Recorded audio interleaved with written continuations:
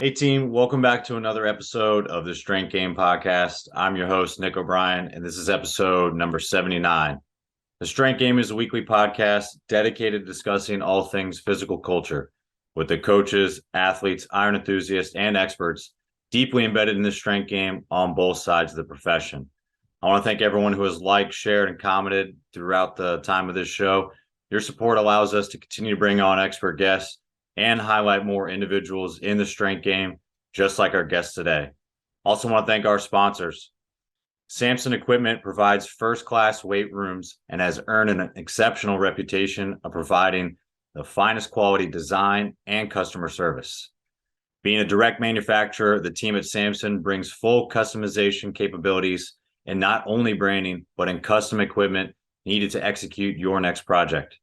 From racks, barbells, and plates to dumbbells, benches, flooring, storage, and much more, Samson equipment is durable and made to order from premium grade materials, all built from scratch, start to finish.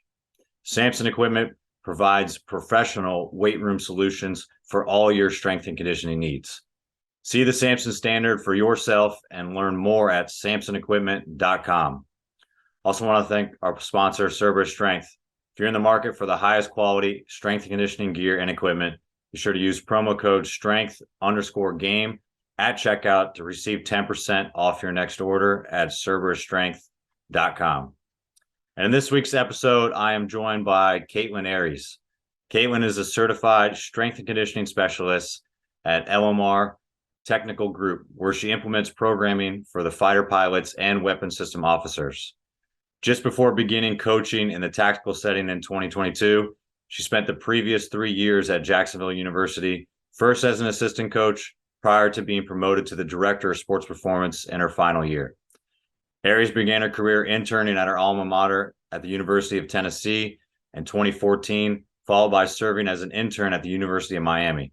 From 2015 to 2017, she was the assistant director of sports performance as well as the inaugural head girls weightlifting coach at the Gulliver Preparatory School in Miami, Florida. From there, she returned to Tennessee as an Olympic strength conditioning coach assistant for 2 years. Aries also served as a strength coach for the US Rowing Olympic U18, U21, and U23 Development Program for 3 seasons. Aries is a former collegiate varsity rower at the University of Tennessee, where she competed from 2011 to 2015. During that time, she earned NSCA Strength Conditioning All-American honors in 2015. Following a collegiate athletic career, she transitioned to Olympic weightlifting, where she has been competing since 2016 as part of the A&P weightlifting and most recently, Boise Barbell team. I'm excited to have her on the show today. So with all that said, let's get in the game with Coach Kaitlan Aries.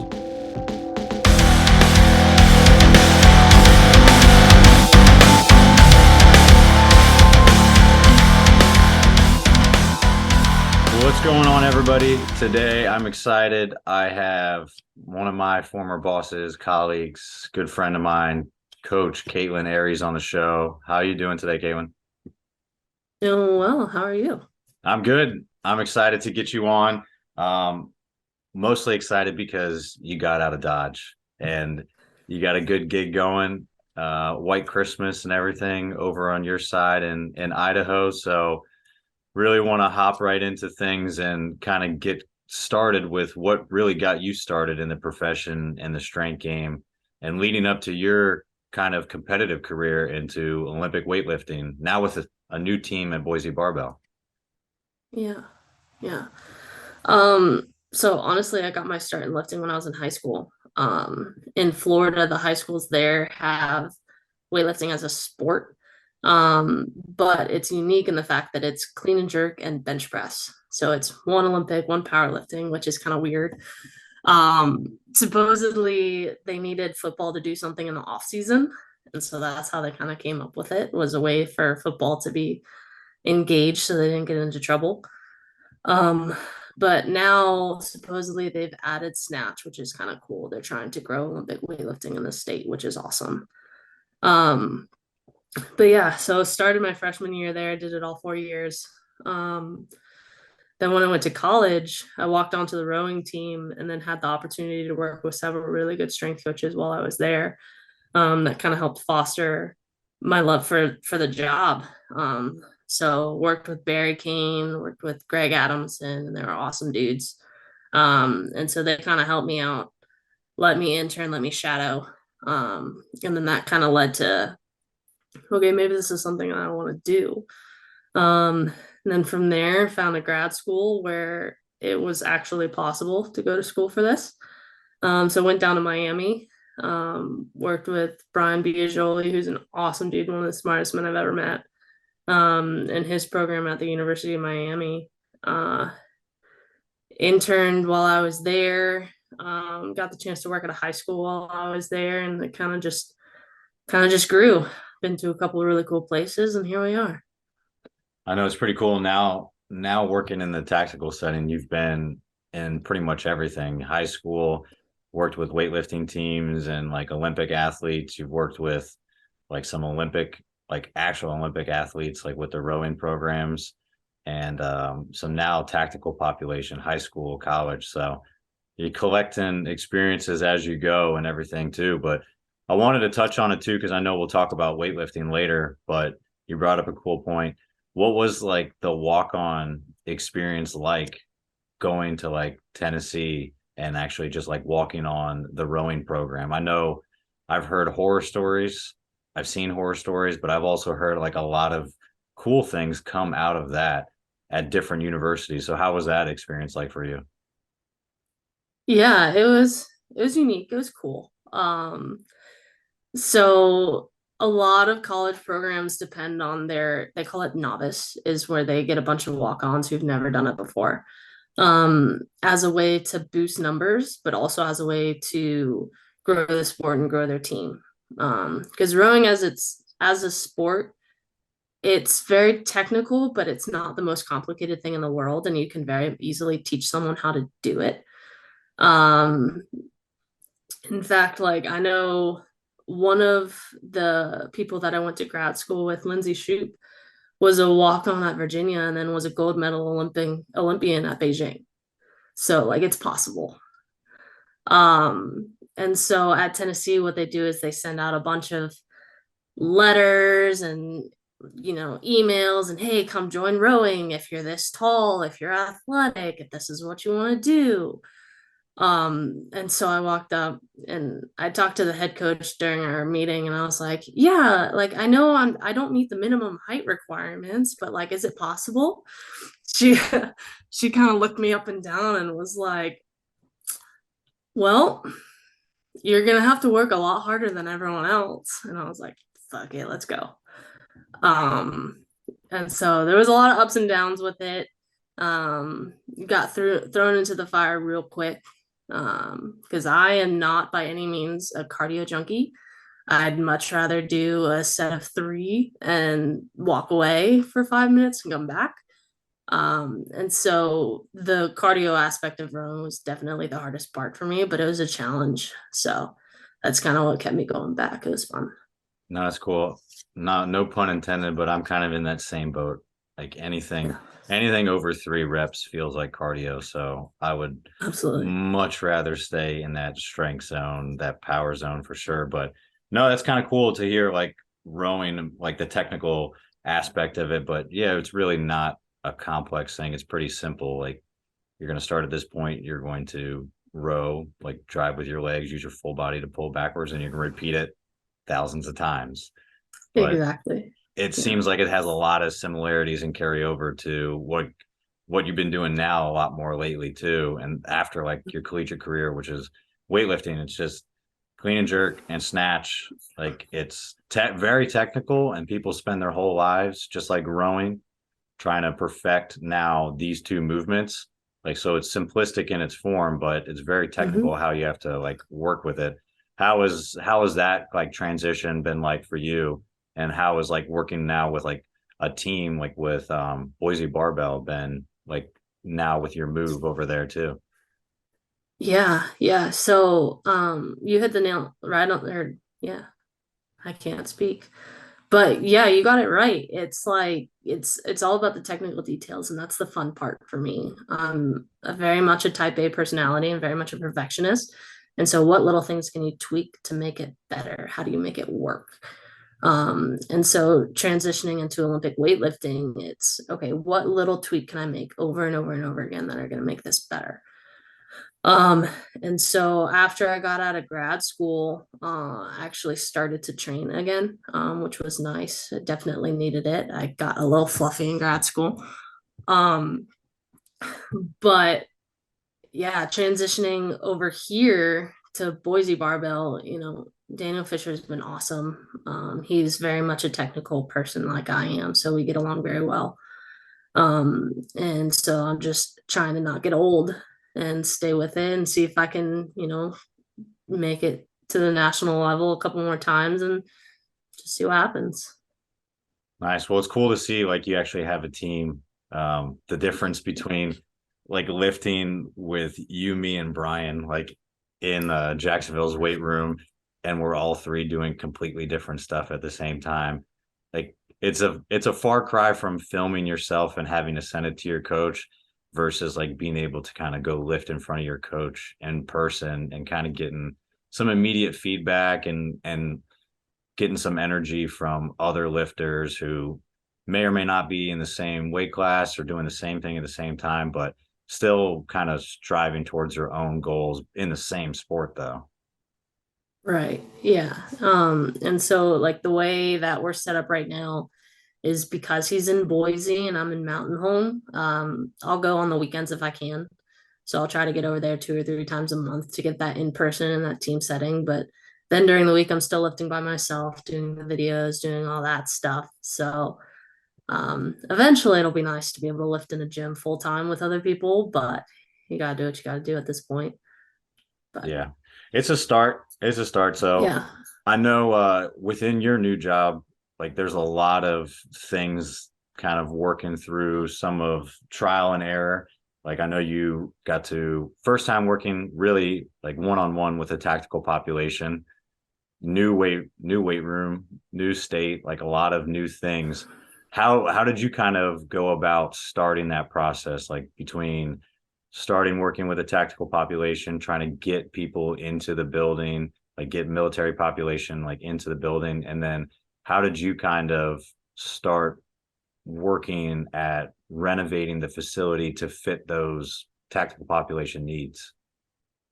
yeah. So what first time I stepped foot in the weight room, it basically already had anything that you could possibly think of. More than you'd ever really need, honestly. But we're fortunate enough to be able to move into a new facility here, hopefully the beginning of January. And so we were able to order a few more pieces of equipment that are more specific to what we need. Because right now our weight room is shared with the operations support team, which is basically the rest of base. So I work specifically with the air crew, the pilots and WIZOs, and then the OST team works with everyone else on base. And so the new facility that we're going to be moving into is specifically for air crew.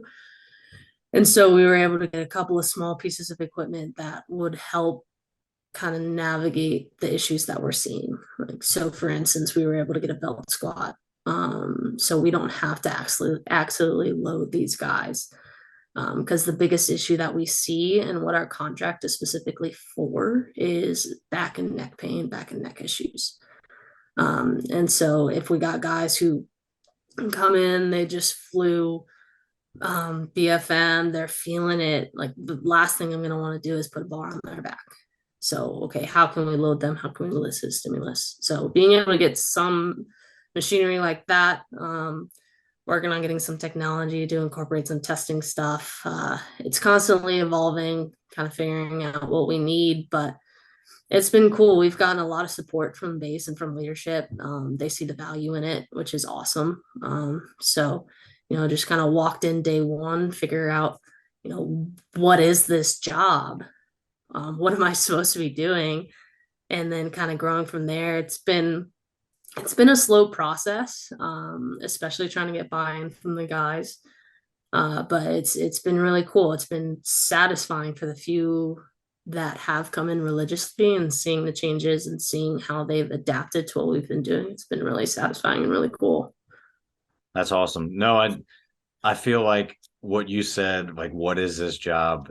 A lot of people that are first breaking into the tactical population with no real military background or understanding of what every single MOS or what every single job within the military, like what those issues are going to be. Like, it seems like common sense after you've been in there for a while, but it makes sense now thinking that, like, all right, you're going to see a lot of neck pain and back pain from pilots and air crew, either just being hunched over all the time, working on planes, or working or even in planes, like constantly flying and being at, like, just torqued around and like different G forces pulling on them, and neck always pressed against the back of their seat. Like, it seems like common nature, like knowledge, but until you actually get there and understand what it is, it's vastly different. But I think most strength coaches, it seems like, that are going in the tactical population have some high school experience or some collegiate experience and everything too.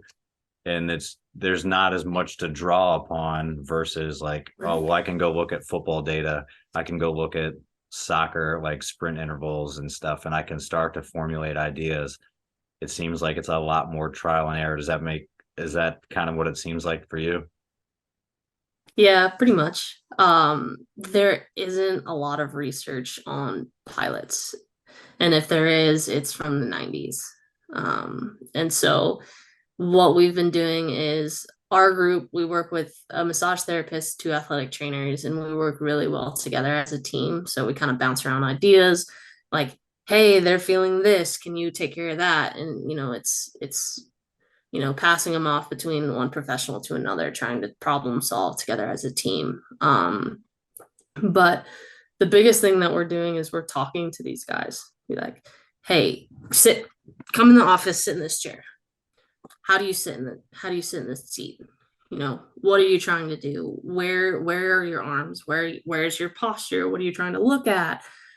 And so, like, for our guys, they fly F-15Es. And so a lot of times they sit with one arm on their leg. That arm's got the joystick between their legs. Their other arm's on the side. And so they're just sitting cockeyed like this the entire flight. They've got a heavy helmet on. They're fighting G's, like they can get up to 9 G's. So they're trying to rotate against extreme forces and stay focused and talk and communicate and look at all this data and do all this stuff. And it's like, well, yeah, no wonder your back and neck hurt. You're sitting cockeyed and you've got 5 G's constantly pushing against you. And so I'm still learning every single day. What are these different flight patterns? What is BFM? What is this? What is that? How does it affect you differently? How long are these flights? And so that's really the coolest part of my job right now, is talking to these guys and figuring out what everything is. So I've been here since the beginning of August, I guess, end of July, beginning of August. And so the relationships that we're building, it's a slow process, especially with some people being deployed and some people going TDY, but it's growing. More people are coming in, being able to talk to them, figure out, who they are as a person, what their pain tolerance is, what their specific needs are. It's really cool. Yeah, that's super interesting, and it's definitely a lot of information, but it's probably, like, to your point, it's pretty cool to learn just having those conversations with the guys and trying to understand what it is. Like, I joke all the time that I'll never know what it feels like to, like, play competitively, like women's volleyball. One, because I'm not a female and I don't think I would be a very good volleyball player, but I think it's even more so to the extreme. I don't think, you can correct me if I'm wrong. Maybe you have an ambition to do it, but I don't know if you're going to fly these F-15Es anytime soon. Maybe get in the back of one. That would be cool. We're trying. There's a lot of red tape, but we're trying. Yeah, but But yeah, no. to understand all that stuff, you're not going to be able to get even a glimmer of hope or an idea of what they're doing without sitting down and having those conversations. And I think you're probably right too. There's a lot of individual tendencies or competencies that have been picked up by each pilot individually that's probably relatable to how their physical training is, or their pain tolerance, or even just how they sit down or they carry themselves. So it's definitely an ongoing battle, and it's probably going to be a continuing conversation for you guys forever. But it's cool to see. I know we've talked before about like working with different professionals within the building to try to piece together everything for them. And from the sounds of it too, like you said, there's a decent amount of investment and financial backing that goes into now the strength conditioning program, more so than it was probably before. But athletic training, massage therapists, like just a little bit of everything that hopefully more so will complement their military training, their flight training as well, like for the future. Right. So what's been like, has there been any differences between your pilots and your air crew that you've kind of been able to pick up on? Obviously, the air crew aren't sitting there all the time, but have there been anything that like really stand out that are noticeable changes or differences between them and how you kind of approach their training, like in your first like few months there? Yeah, like this isn't meant to be a diss on anyone, but the majority of these guys are not athletes. And so if you walk in the door and expect to train them like a college athlete, you're in the wrong place. And so you have to take a step back and look at, okay, where are they starting at? What is their training age? Can you do a squat without falling over? And I kid you not, I had a guy do an overhead squat with a dowel rod and basically fell over. He had to take 3 steps to catch himself. So like, you know, it's not the same. It's a very different world. So you have to approach things differently. Most of these guys don't like to train. And so that's the interesting part with our contract is it's not required for these guys to come in and utilize our services. So you have to be part of a sales team. Like, hey, you need to do this. And so we've gotten the senior leadership on board, and they're the ones coming in religiously, and they're trying to preach it to the younger guys. Be like, hey, I wish I had this 20 years ago when I was first starting out. Like, trust me, use it. And so that's been a hurdle, but you know, it's not about making these guys bigger, faster, stronger, like the cliche college realm is, because they sit in a seat. Their lower body explosiveness probably doesn't really matter. Can they change direction? Doesn't matter. It's can they sustain forces for long periods of time? So, can they hold isometric strength? Are they strong enough to be able to do what they need to do? Can they rotate their neck against forces? Can they hold tall posture?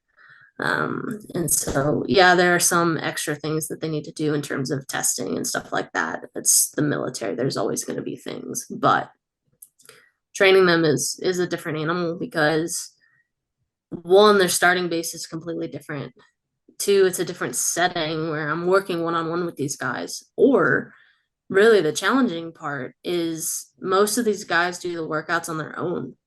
So we utilize Bridge as a way to send them workouts. So it's very similar to Train Heroic or Team Builder or what have you. And so most of the time, I'd never see these guys. And so how can I program to give them something that's going to help with their needs and what they want to accomplish while also being safe enough to give them stuff that I know they can do without hurting themselves and basic enough that I know they can handle. But then how do you progress that if I never get eyes on these guys? Or if I'm not available to, hey, put them in the right position, give them cues, coach them up. And so that's been a tricky part too, but yeah. No, that definitely makes the job a little bit more difficult. Obviously, going in with the mindset of it's not college strength conditioning, Like it's not a Mhm. team atmosphere. That's already a big hit from anybody that enjoys that part of it. These guys don't have to come in.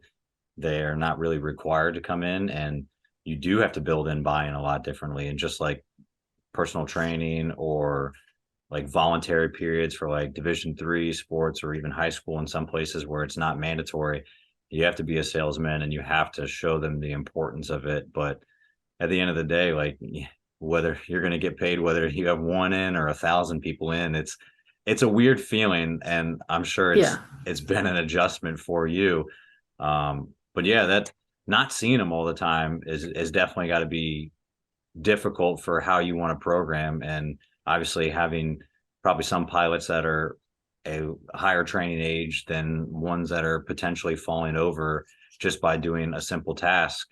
um, that's got to be difficult to program for when you can't actually be there in person a lot of times. So um, I have fun with that. That's going to be a hard one for sure. But no, the other thing I was going to ask you too, because I don't know if it's come to fruition yet, but how have you had to work around like PT tests as well? Because that's another kind of wrinkle in the system that comes with military population, where I don't know if pilots are kind of excluded for it or they have a different standard for themselves, but you have to work in, they're going to be doing PT at certain points at a time with their battalion or their company.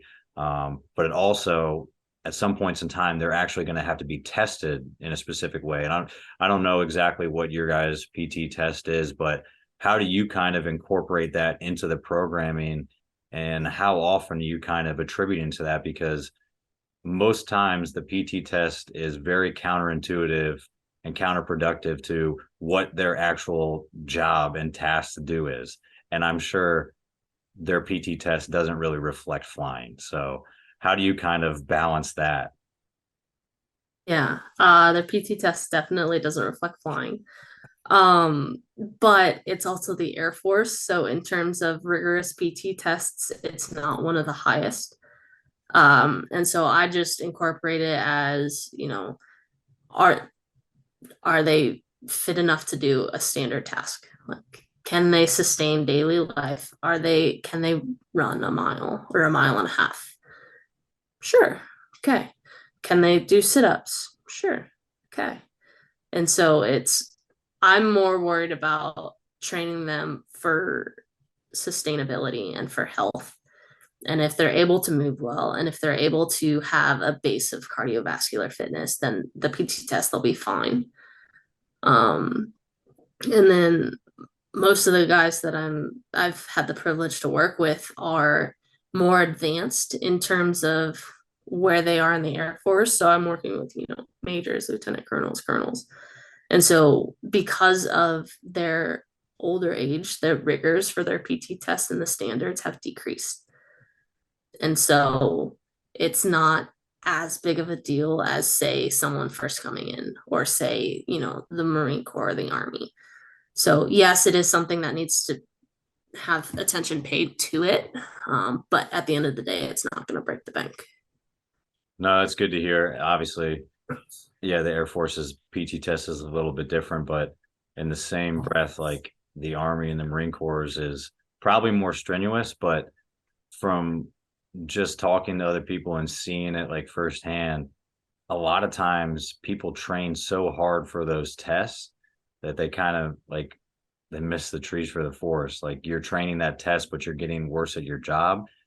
Like I Yeah. think to your point, it's even better. And I don't know if it's to say like because the test is just simpler, and like as long as you're doing the right things and like you have a good base of cardiovascular, like you're mobile, you can move, like you have good relative general body strength, like you should be fine to do the PT test. You might not max it out, but is that really the point? And I mean, who knows at this point? I mean, the Army is about to just revamp or come out with more restrictions on the ACFT, which it took a decade to create. So is it really worth it at this point? Who knows? But no, it's cool to see like how that kind of just easily flows into what your training is. And that probably makes it a lot easier, like to build some buy-in too with your pilots and the rest of the air crew. Is like, we're not going to harp on these tests to like try to get you to max them out. This is a byproduct of you training properly so that you can sustain what your job is and you can be healthy with your job, rather than just beat you down to try to excel at a test that you do once or twice a year. Exactly. Yeah. And so I know you've only been in the tactical population for a short amount of time. But what so far do you like really enjoy about that? Maybe that differs a little bit from the college setting. And do you have any advice for anybody that's looking at kind of getting into the tactical population or training military, like in their first few months starting the job? Yeah. For me, I really like the challenge of it. It's something completely different that I haven't been exposed to too much. And just the different personalities of these pilots is you have some who are just lovable nerds and are goofy and awesome, and you have some who are macho men who come in but they still want to get better, so they're willing to do what they're told. And it's a whole cacophony of different personalities and people and backgrounds, so just getting to know them and talk to them and find out why they wanted to be a pilot, what got them into the Air Force, different life experiences has been really cool. Um, and just like walking around base and seeing the jets take off and come in, it's like that'll never get old. It's pretty cool. Um, but for someone who wants to come into the tactical setting, is you know what what are they looking for is the biggest question that they need to ask. If they want the fame and the notoriety, then college is probably where they're going to want to be, because sure, you can work a high profile sport like basketball or football and get a high following on Instagram and maybe make a little bit more money. But the tactical setting, at least my experience of it, is it's about you know helping people, because you have these guys that come in that can't turn their head more than like 15 degrees one way. And then you work with them, they go see the massage therapist, they get dry needled by the athletic trainer, they come in, they get on a strength program, a mobility program, and then they can move, they can go home, they can play with their kids. Like that part is awesome. Also, the 40 hours a week thing is pretty awesome. Like I have weekends, which is cool. I'm home the same time every day. As soon as my hours are up, I don't have to check my email. I don't have to answer phone calls or go in early or do this or do that. Do I miss the team setting? Yes. Do I miss going to games and the competitiveness of it? Yes. But at the end of the day, it's all about what lifestyle you want. I stay away from college forever? I don't know. But this is a really cool learning experience for me, and it's helping me definitely develop as a coach. It's getting me more comfortable with talking to people, going out and selling myself. Can I recruit guys to come in? Because me, I'm more of the quiet type. I'd rather just sit there, do my job. I'd like to say I'm fairly proficient at what I do, but I'm not going to go out and tell the world that. Like, I don't post on social media. If I do, it's of me doing a lift or screwing up a lift and making fun of myself. But this is definitely developing me as a coach and as a person. And so I think it's a good step. So for anyone wanting to get into it, you just got to figure out what you want and what your priorities are, for sure. No, that's great advice. No, I would definitely agree. Like it's definitely a learning experience, and it's probably something that's been a cool kind of change of pace. But yeah, not writing anything off anytime soon. Yeah. You've like we've talked about in the beginning, you've done a little bit of everything. So you've learned a lot along the ways, but the tactical population, like working like with the military, working with different like government agencies and groups, like for strength conditioning, it does really seem like what everybody talked about strength and conditioning coaches were supposed to be. And I know there's been a shift with social media, and like you said, like working with higher profile teams, and so the money does come with that, and some of the notoriety or whatever you want to call it, which is probably it's a double-edged sword with the profession, but a lot of it really got away from what we were supposed to be and what it seems like the profession was supposed to be behind the scenes. And tactical population, it seems like that. Like you do your job, you get out, like you stay behind the scenes because your job is supplementing, it's helping them, it's in support of the athletes or the population you work with. And a lot of times in tactical too, like you're not supposed to really talk about it. You can't really publicize for some of the organizations who you're working with. So it is a forced kind of behind the scenes sort of thing too. So Yeah. it's very interesting, and it's cool to see like the shift that's happening. And I'm happy it's happening because at the end of the day, like sports are sports. Like they're great for entertainment. They're great filler for things. They build a lot of things from competitiveness, teamwork, all yada yada, all that stuff. But like it's pretty important to have like the military, like actually trained and have qualified, like experienced professionals helping do what they're good at so that they can perfect it and be capable and mission ready, more so than just having the latest person retired in charge, or an Right. old grumpy sergeant major like trying to teach PT and crunches every day. It's there's probably a better way we could do it. Yeah, definitely. And so from all your experiences, like working at the high school level, like you worked at a private academy, college, and now tactical population, have you noticed like your like coaching evolution and like those experiences like change how you work with athletes? Obviously, it's been like different sector, different athletes, but like has your philosophy like kind of changed, and how you kind of incorporate your lifts or maybe your approach towards working with athletes like change over time? Oh, absolutely. If I look at what my philosophy was when I first started to now, it's completely different. And I feel like it has to be. You have to grow as a professional. And so like working in high school is working with anywhere from some middle schoolers played up to varsity. That's kind of where we were. So you're working with 12-year-olds to 16-year-olds. Um, and so 18, however old you are in high school, it's been that long, I can't remember. Um, but it's you kind of have to coddle them.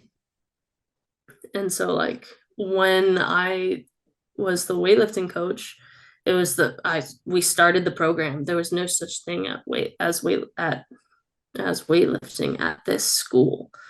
And so okay, can you recruit to get girls out there, but you're also talking about a private school that had some money.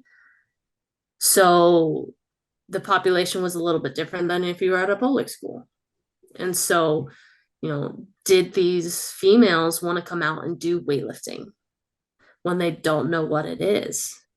Because if you're a young high school girl who's fairly well off and you do what you want when you want, going in and lifting weights isn't exactly what they want to do. And so you kind of have to coddle them and make them feel appreciated and celebrate every little small victory to get them interested and involved. And the cool thing about that is then they develop so much self-confidence. And so like by coddling them and by basically painstakingly sitting there and walking them through every little thing and celebrating every little thing, you can see the pride in their eyes grow. And they get so excited about, oh, I did it. Oh my God, I did it. I did it. I did it 5 pounds heavier than I thought I ever could. Like, oh, there's no way I can do that. Just try it and then do it. And they're excited. And so from that to college setting where it's like, okay, you kind of have to be here. To okay, coaches want this is the deadline, this is the schedule we're at. I don't care that you don't want to be here at 6 a.m. Suck it up, buttercup, we gotta go. But you still have to coddle at the same time. And so you have to get to know your athletes and figure out what makes them tick. Some kids you can just talk shit to and it gets them fired up and they're all about it. And some kids you have to take them to the side, pat them on the butt and say, you're going to be okay. Um, and then when you get to the tactical setting, it's a Pandora's box. Some guys are, I've lifted forever and I'm fine. I know what I'm doing. I don't need your help. Proving them that you do. Okay. But then you also have guys who've never touched a weight in their life. So it's one of those situations to where, okay, do I still need to call you like a girl in 8th grade? Or do I need to treat you like the lacrosse player who's been through it and knows what they're doing and just go suck it up, you're fine. And so the different dynamics of personalities is always evolving. Training styles are always evolving. I can't train these. We already talked about, like, I can't train these guys like college athletes. I don't put them through Olympic lifting because why? They don't need to. Some of the guys want to and they like it, which is awesome. We'll go for it. But for someone who's seated in a jet, strapped in, they don't need to be able to triple extend and explode and be powerful per se.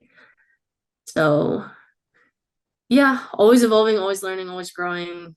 There's more stuff coming out every day. But I think the heart of it is always the same. It's always about caring about people and wanting them to grow and be better.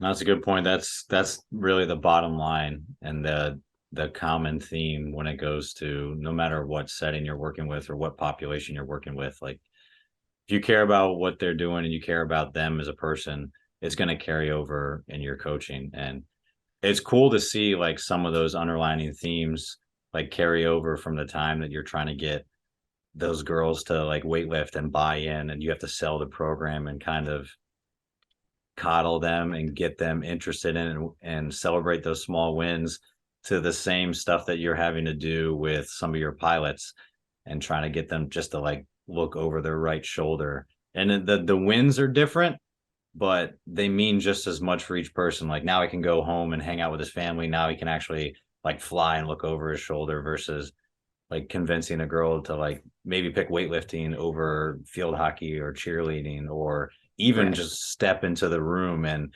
and be a part of the team for a day. Like, those are celebrated wins, but they're context dependent for who they're working with. But there's situations that you got to learn like both sides of the coin with.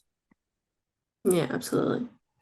And so for the ones that obviously like you have a very big weightlifting background, and like you just mentioned, like you're not doing that with the pilots because there's no reason to. There are a few that maybe like are interested in it. How do you kind of approach how much is too much or how much you work with them? Obviously, like training experience, their ability to get in those positions, like low dependency, like how much they can actually lift safely. Like, how do you kind of weigh risk reward with those guys, even because they want to do it and they're probably going to do it on their own anyway, and that's out of your control. Some of them are probably older, they've been in their profession longer than you've been in the coaching profession, so there's no winning that argument. How do you kind of use your expertise to perfect what they should do and kind of give them advice about how much to do without them risking what their current job is? Right. I try to get them in to work with me as much as possible just so I can get eyes on them. So like one of the guys, he will schedule stuff with me once or twice a week and he's like, hey, I want to work on power cleans today. Cool. Keep it light, work technique. I make him think it's a warm-up, all the technical work, staying at 95 pounds the whole time. He's like, can we go heavier? I was like, oh, you're almost done with your warm-up. And so like doing all these different progressions and different pulls and different positions. And then based off how he's feeling that day, okay, you want to go heavy? Yeah, let's go heavy today. Okay, cool. I'll limit his volume. I'm like, okay, we're gonna go hang cleans.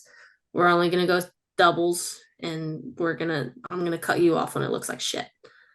Um, and so there's ways around it to kind of trick them into thinking that they're doing more than they are, doing heavier than they are, or whatever else.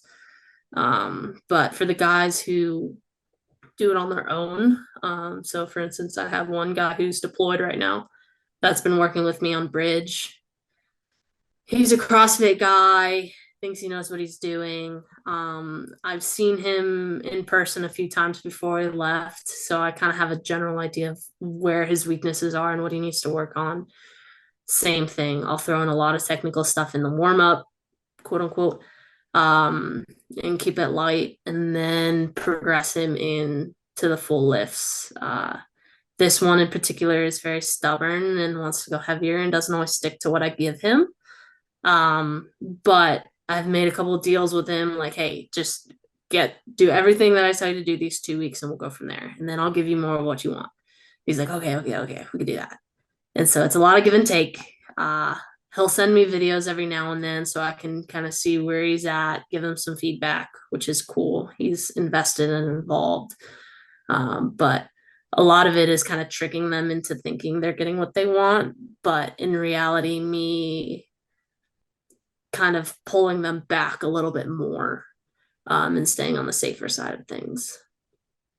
Yeah, you kind of have to be the voice of reason with them, Mm-hmm. especially the ones that I'm sure that you're dealing with that have kind of set in their ways, maybe in some regard, or have a bigger training history to pull back from and like relate to. Those are probably the ones that are like, well, I've been doing it this way forever and I really enjoy it. I have someone that's an expert at it that I can use as a resource, but those are usually the ones that are a little harder to convince and take a lot more convincing to kind of come around to a new way of thinking or approaching Mm-hmm. how they're training. So that definitely be one of your fun learning experiences and maybe struggles to deal with. Yeah, for sure.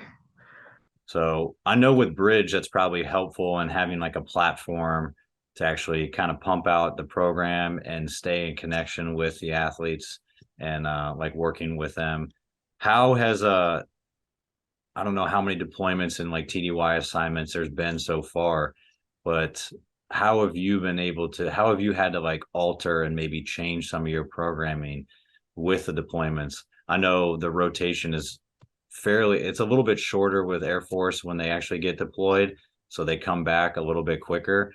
But have you had to make any kind of big cuts or changes on how you send out programs to them, or maybe just amend stuff? Because I imagine it's very different than how you and me used to send out collegiate programs when athletes were away for the winter, away for the summer. Obviously, the context is different because they're required to train.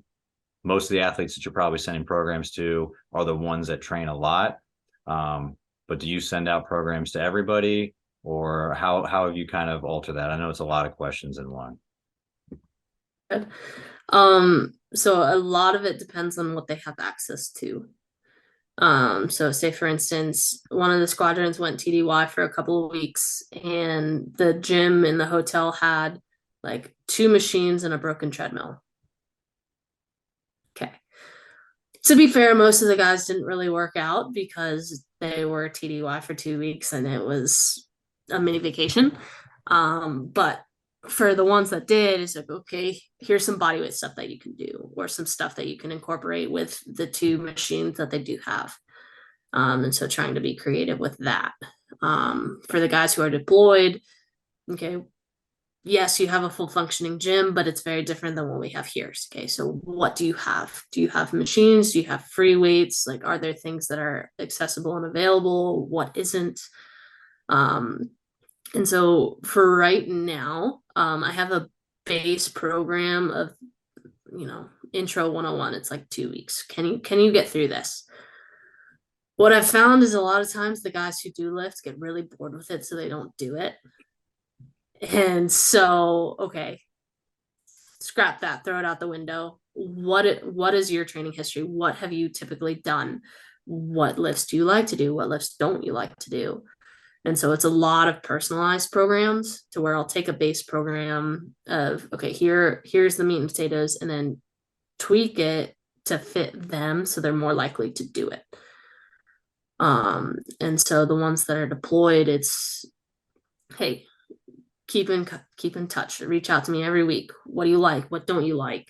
Are you doing it? How do you feel? And so it's a lot of check-ins. It's a lot of, okay, what can we change to keep you interested and involved, but also what's working, what isn't working. And so I'm sure it's like if you were a personal trainer and you had remote clients, it's kind of the same thing. But the guys that are here, I can just do that in person. It's a little bit easier. Some of the guys that are here don't even use bridge at all. They just come in, they pop in, and be like, hey, I got 45 minutes. Can we lift? Cool. And so you have a general idea of where you want them to go and what you want to do. Sometimes you make it up on the spot. Sometimes you kind of have a pre-written program. It really just depends, because their schedule is kind of erratic. You can't have a set program per se. Yeah, definitely very different than probably what you're used to for the last couple of years. And like Yeah. knowing, hey, I've got basketball coming in at this time, I got volleyball, I have lacrosse coming in at this time. This is the program. And then making changes off the program. Now it seems like a lot of making it up on the spot, individuals coming in and collaborating with them a little bit to actually create a program based off a timeline or what we have access to. It's definitely a learning experience, but I It know is. Yeah. you're up for the task, so that's cool. But I don't know if you can make anything. I don't know if anything is going to be more interesting than like flying a jet. So It's true. trying to keep a program interesting and them not getting bored is probably going to be your most difficult task. So Yeah, I think it depends on the person too. So like the ones that get bored are the ones that do CrossFit and want a different workout every day and like all this variety and the muscle confusion and whatever else. But you also, a bunch of these guys are very regimented in what they do in their lifestyle. And so giving them a program, they're going to come in and they're going to follow it. And so they're going to do it to a T. And then after they do everything, they're going to say, okay, here's my feedback, which is cool. The problem is the way our base is situated is there isn't a lot of housing close by. So most of the guys are commuting over an hour every single day. And so add 2+ hours of commuting every day, plus their crazy schedule with flying and debriefs and paperwork and meetings and this, that, and the other. Their time is very, very valuable. And so for them to be able to set aside a strict schedule to come in and work out doesn't really exist. And so it's kind of playing within being like, okay, I have 30 minutes before my next meeting. Do I want to go work out or do I want to go eat? Do I want to take a break? Whatever, what have you. And so it's trying to get the guys to figure out, okay, you have a 45-minute break, come see me for 20 minutes and we can do something. Or you can see the athletic trainer, or you can get a quick massage. Like your time is valuable, but we can also work in your constraints. So. right. Yeah, it's a work in progress, but I think over time, more and more of those pilots and the airmen are gonna come in there and at least prioritize that training or working with some of the other professionals that are there too, and make that part of their routine. And it sounds like it's already starting to happen, and there's a lot more upgrades that are going to happen for you guys as well too. So it's a good thing to have, especially because the population you're working with are older, and it sounds like mostly officers too. So just like you were saying, like the sustainability and longevity of their career and their health seems like it's super important. And if you're able to get some of those senior guys in there, I think it's going to trickle down to the new pilots that end up coming into that command and start working more and more with you. So it's definitely a start, and it's cool to see the progress that you guys have made and like you've been able to make since you've been there too. Yeah, it's growing, which is good to see. That's awesome. Hey, so with like your education and like working with this new population, where have been besides like the pilots and everything and having conversations with them, have you leaned on anybody else, or like where have you kind of gone to kind of get up to speed a little bit more or gain some more insight into training these guys? Because like we said too, like there's a difference between the pilots and the air crew. And I'm sure I've seen some of it too. Most of the tactical population work is probably with like Army, and it's like infantry and like maybe the H2F program or some of those that are, a lot of it's tailored to like the ACFT and the fitness test and things of that nature. But you're working with a specialized group. So have you found any resources that have been super helpful, or people or coaches that you kind of leaned on to kind of gain a little bit more knowledge into this profession? Yeah, so in our program, I believe there's 8 strength coaches throughout the world that are kind of on different bases. And so we've started having monthly meetings. And so, just talking shop, figuring out what's working for you, what's not working, what do you have access to, what are you limited on? And so right now we're trying to figure out, okay, what can we do to standardize testing? Because we'll track different metrics and kind of figure out, okay, what data points are relevant, what aren't relevant. Do you have technology? What can we get without technology? And that sort of stuff. So that's been huge, just getting people's different viewpoints, different ideas. Some people come from very different backgrounds, which is also cool because they have a different take on it. And so, I mean, just being able to do that and talking to the people who work with the same population we do has been very insightful as well. No, that's interesting. That's such a small group of individuals that are working with that population.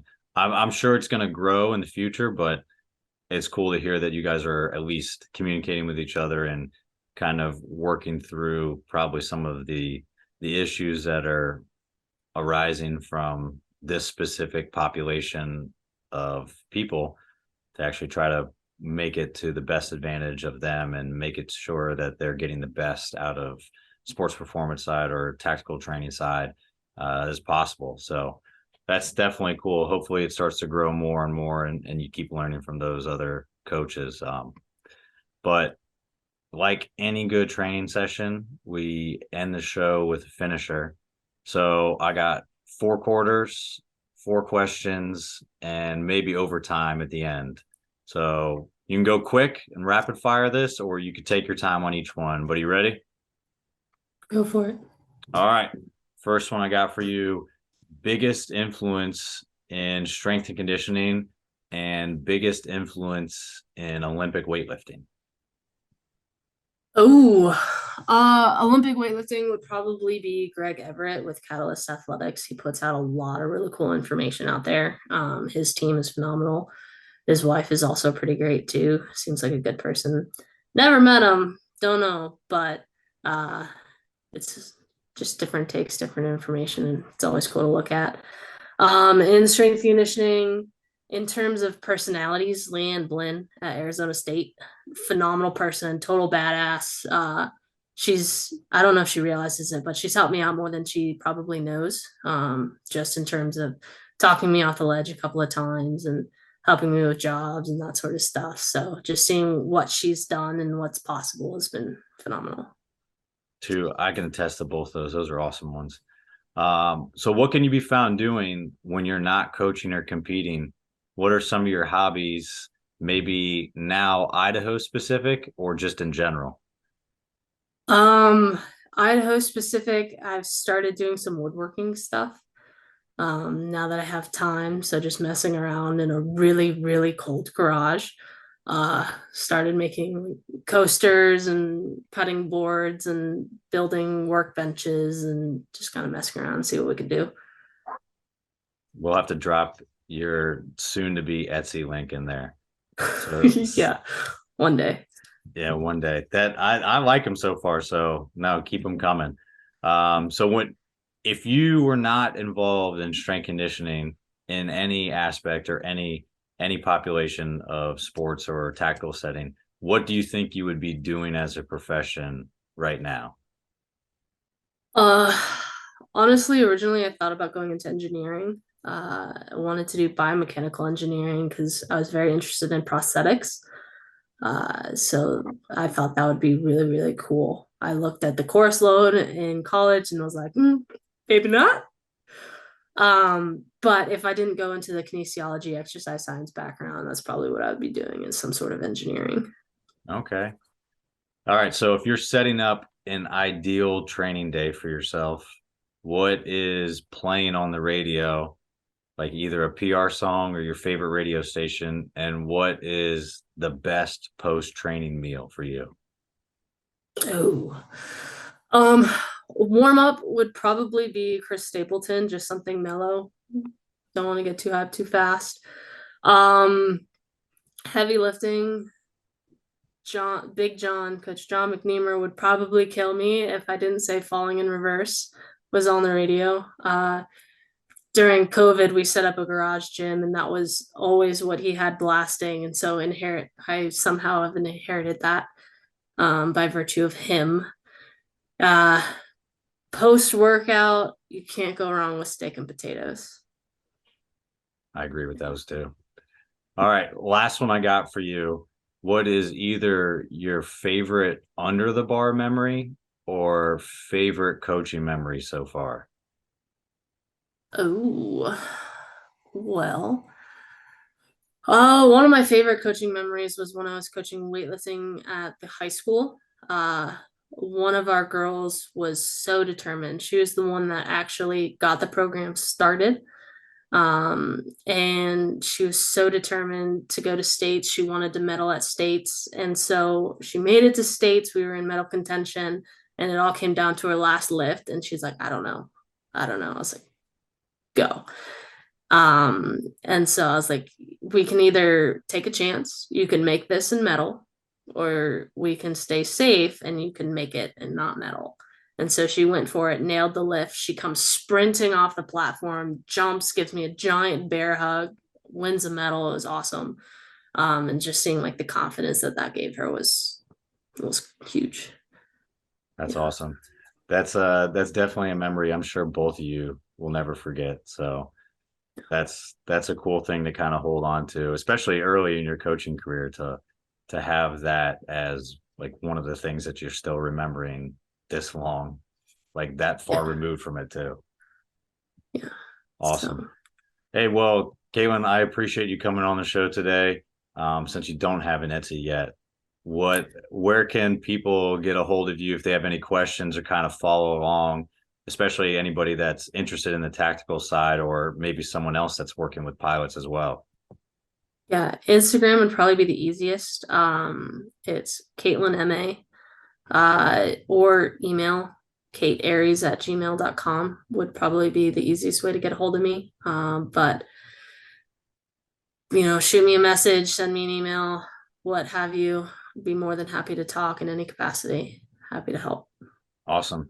Hey, well, like I said, I really appreciate you coming on today. It was good to catch up, and I'm excited for you, and I'm happy to hear that things are going well, and it's really cool to hear about all the new stuff that you kind of get to do. I'm jealous to like hear about the new facility, like the new area, and just hear about all the kind of like intricacies that go on with working with the population you're working with. So it's a cool thing for you, and I hope you're having a good time over there. So thanks again for coming on today.